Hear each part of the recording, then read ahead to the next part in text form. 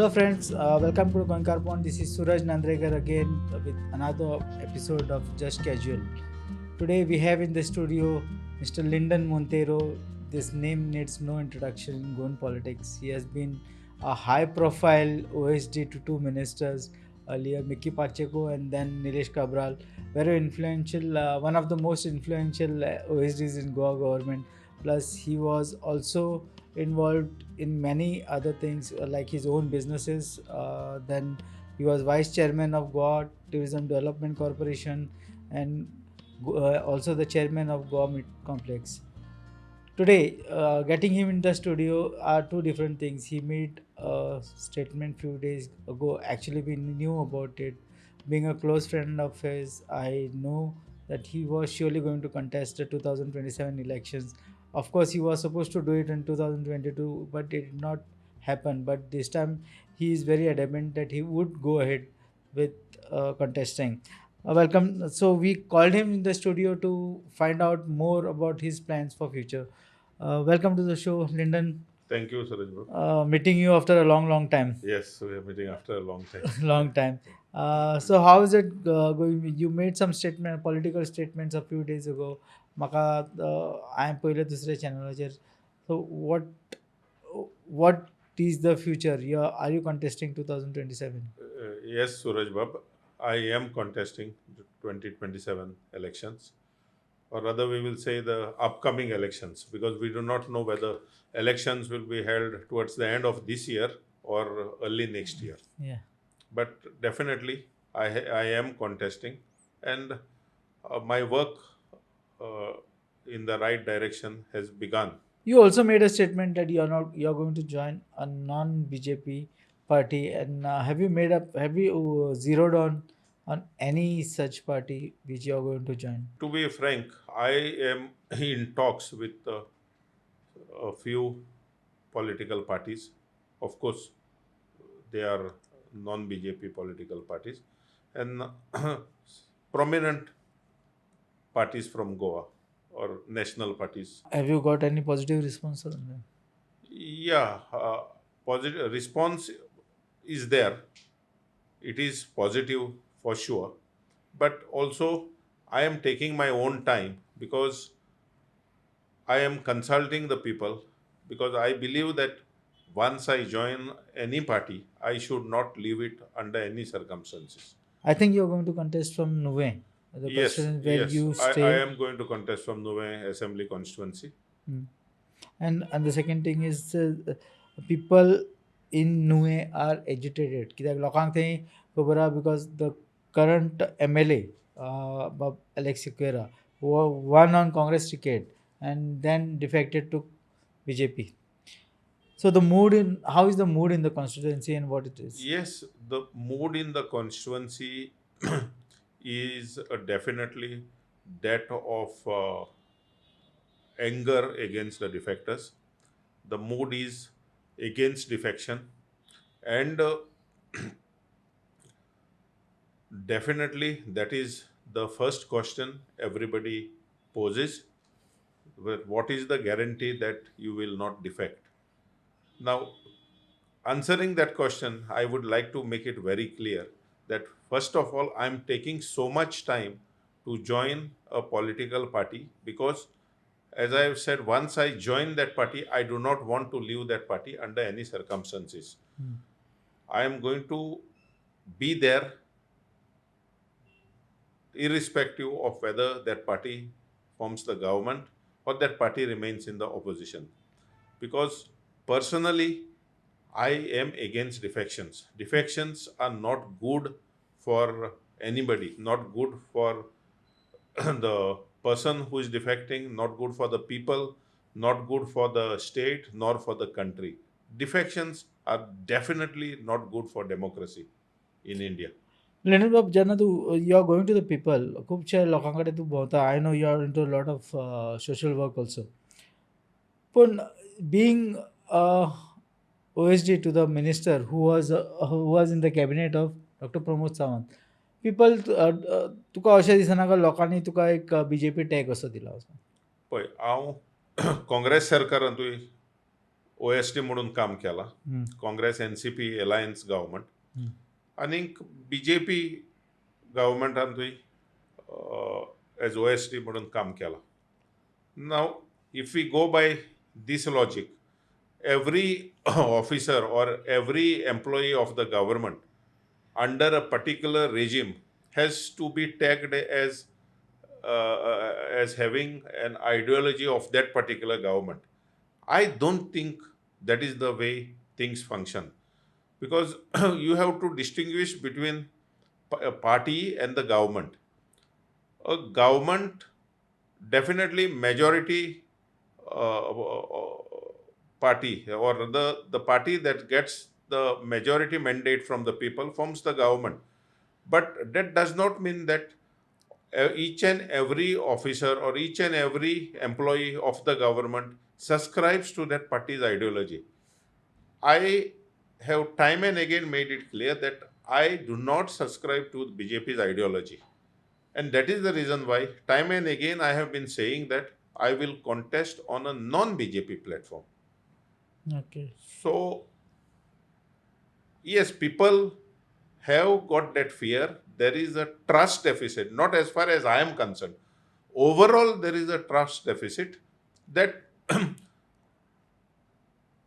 people join a particular party, win on that party, and in the name of development, in the name of people's work, jump parties. I want to make it very clear here that an MLA is constitutionally empowered with huge powers, and for the sake of development, for doing people's work, there is no need under any circumstances to jump. See, you must understand that democracy does not only mean the ruling. A healthy democracy would mean the ruling as well as opposition. A strong opposition is required. Then only democracy functions. Otherwise, definitely the ship tilts on one side, and definitely it is not healthy for democracy. It is not healthy for the state or for the country. But you worked under the BJP government. How is the functioning? Could you just tell us? म्हणजे you worked for Nilesh Kabral as his OSD, and obviously your interactions were there with CM's office and again other ministers and most of the things. Once you are an officer, whether you are holding a regular position or a tenure which is coterminous with the term of the government or rather of your minister, you are bound by CCS conduct rules. And CCS conduct rules definitely bar an officer from taking active part in politics. So obviously, I was never involved in any party politics. I was only interacting as far as the administration was concerned. There are a lot of things as far as Salsette is concerned, and the constituency you are talking about, Nuvem. Now, see, just yesterday there was a notification saying that about 1 crore square meter of land has been marked as NDZ in South Goa. And there have been a lot of protests, agitations against 39A. So your constituency is one of the main thing. I'm talking about Nuvem in particular, Nuvem, Kurtari, Fatawada, all those things.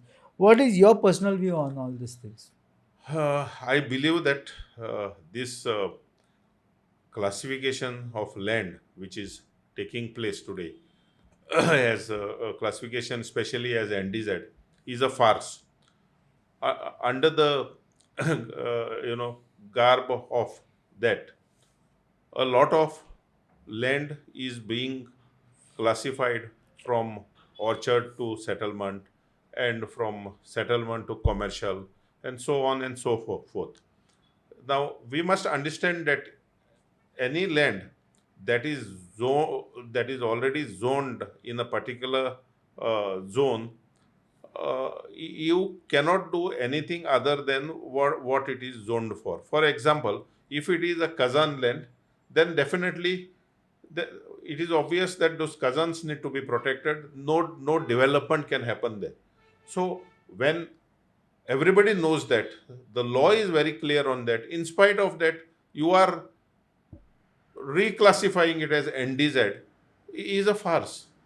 Means nothing. It is a stunt. It is a drama. I don't see that it is required, because once a land is classified as no development slope, it is understood that it is a slope beyond the particular gradient where development cannot take place. So nothing can happen there. So why is this drama of putting that land in this thing? I can understand that if some land where settlement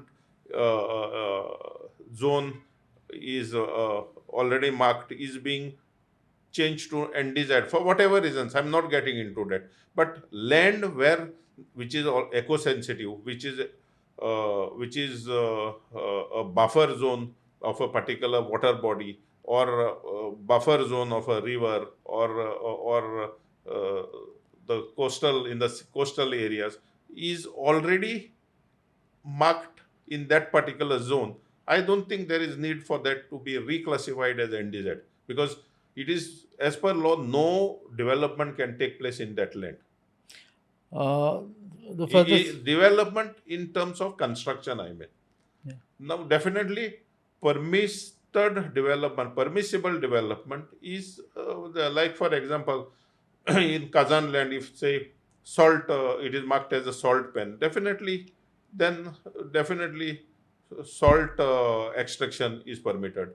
If it is buffer zone around a water body, then definitely no construction. no construction, but like agricultural activities are permitted. That is the The way it law is. is very clear on that. This question is for you today. You were OSD to the Minister for Power in Goa government recently. Okay, last 1.5 year now. Now the thing, electricity department Sadhya is in the eye of storm because of the smart meters. What is your view on the smart meter? And if you and Nilesh Kabral were there in the government as the Minister for Power, would this smart meter come up? See, I believe that anything that you do which involves or concerns the entire state, first of all, public consultation is very important. If you take the people into confidence and explain to them properly what are the advantages, what are the pros of the project, definitely people, once they know it is good for them, they are okay with it. But when there is a misconception in their mind, when there is no proper knowledge, when things are done in a haphazard manner, the people definitely object. And people are not wrong when they object, because there has to be clarity. Now, I have not followed whether in this case there was public consultation or not, but definitely I am aware that there is an uproar.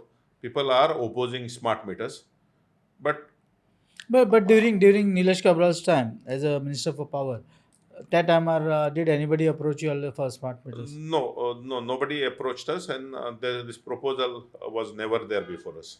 Never before. So, what do you think about this penal charges आणि आमचे ते elevated हे येतात bills येतात like for us in this office we were getting a bill of 4,000 rupees. Suddenly all of a sudden after smart meter we are getting 10,000 rupees. What is this? We don't understand. There is nothing in the penal charges, but all of a sudden how did this increase? See, again, anything, as per the Indian Electricity Act, definitely there will be provisions for all this. But even if there is a provision, there has to be a proper awareness created. People have to be enlightened that what happens if you do not, if your consumed load is more than the sanctioned load. What happens? How you get penalized? People have to be made aware of. And there has to be an opportunity given to the people to increase their load. If supposing you are every month on month, you are drawing excessive load, then what is sanctioned for you? Then definitely I believe that you have to be given a good opportunity to increase your load, to make good this deficiency, so that you do not get penalized. Now, after bringing it to your notice and giving you sufficient opportunity, you still pay no heed, then definitely I think there is no other No, no, all option. of a But sudden, if somebody is getting a yeah, bill of 4,000 to it should 10,000, not happen all of a sudden. There has to be an opportunity given for to everybody, and I think if proper awareness is created, proper explanation is given to the people. yeah, explanations are given, people will definitely this thing, because when you increase the load, you do not suffer, or it doesn't hurt you much, except for a very small fixed charge which will get added to your bill, which will not hurt you much. But definitely when you draw more load than what is sanctioned, definitely the penal charges as per the IE Act are very heavy. But before doing that, I personally believe that yes, sufficient opportunities have to be given to the public, proper awareness has to be created, and then it has to be done. I think the government has understood that mistake and they have withdrawn the penal charges. Nitin, but as you are very experienced with all those things like GTDC, Goa Meat Complex, and this power sector also, I asked you this question especially because you were in the power sector. Taja Khatir, now talking back about politics, what do you think is going to happen in 2027? Not 2000, 2027, basically, I'm not saying 27 because you just said election can be anytime. when you say what can happen, you are asking who will form What the. what is the public mood right now in Salsette at least? See, the public mood all across is uh, that of change. Hmm. But it is up to the all the opposition parties to portray the right narrative, because at end of the day, the public should not be confused, because only if everybody comes together, then definitely the public's mood will translate to Hmm. their public's desire. Hmm. Public desires that the desires, or the public wants a change. Now, for that change to happen, the opposition parties have to keep their differences aside, come together, and fight the election as one group. You worked both for Congress and BJP government, meaning as you always did during Congress government, as you said yourself. And Taja Magir, you worked with BJP. What is the difference in administration in both the? I did not find because much difference, because the thing is, it all depends on No, no. Basically, I'm the. talking about the decision making, the funds, and all those kind of things. See, as far as decision making is concerned, it depends on individuals. Hmm. Okay, if your individual minister is proactive, definitely decisions, file clearance is faster, decisions are also faster. As far as getting central funds is concerned, I personally have experienced that you can get central fund only if you are first of all eligible. Secondly, if you are eligible and you fit in that particular scheme, then you have to prepare the right DPR, submit the right DPR, and then definitely the process follows. So if you are eligible and you fit within that scheme, then definitely you you will get the funds, provided you put your proposal properly, follow it up and get it. Like when I was in the Goa Meat Complex, there was a scheme for modernization of abattoirs. And I got that scheme sanctioned from central government. They gave me 6 crores 20 lakhs. And of course, it was a 50-50 scheme. 50% came from the central government and 50% came from the state government. They gave that sanction within 15 days because I already had experience of working with the tourism department uh, to get funds. In fact, all these funds initially that came for Paryatan Bhavan, then Santa Monica Jetty, then beautification of several other places that came during that time when I was OST to the tourism minister 2008 to 2010. So since I had that experience, I knew how to put up the proposals. I knew how to follow up, and the Goa Meat Complex proposal which I put up got sanctioned within 15 days. So it doesn't depend much on how much clout you have with the center. Rather than that, it depends more on whether the state is eligible, whether the corporation is eligible, and you fit within that scheme of the central government. Now coming to politics again, see your ex-boss, I especially talk about Mickey Pacheco. He's also made his plans clear of contesting from Nuvem or Benawali.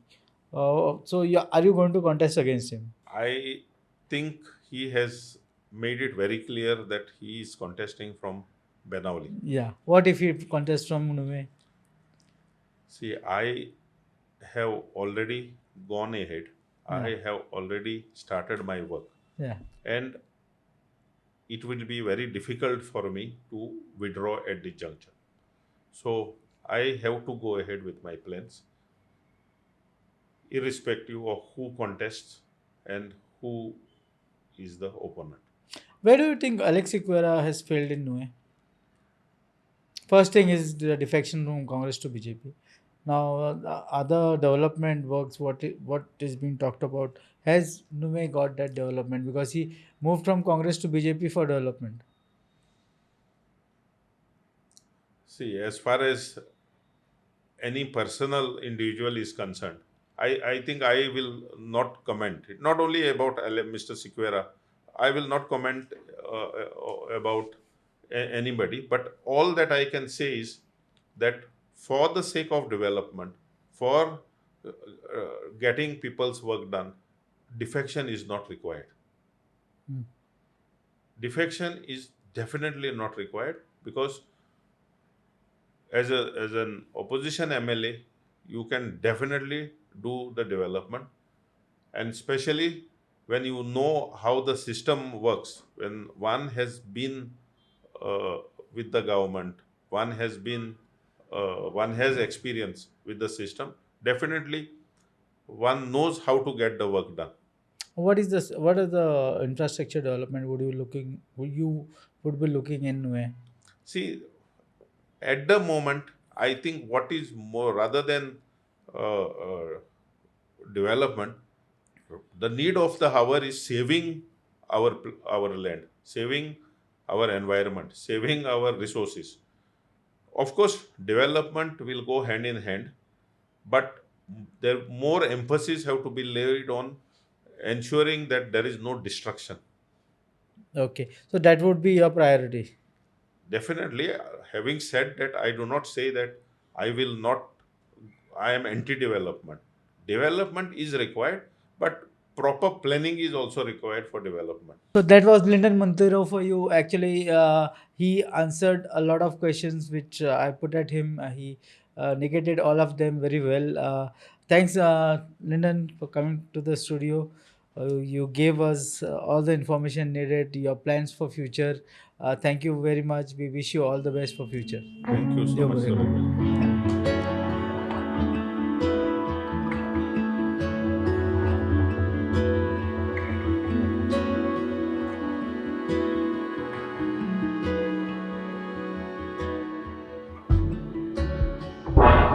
तुम्ही पळयतात गोंयकारपण, गोंयकारांचो गोंयकारा खातीर.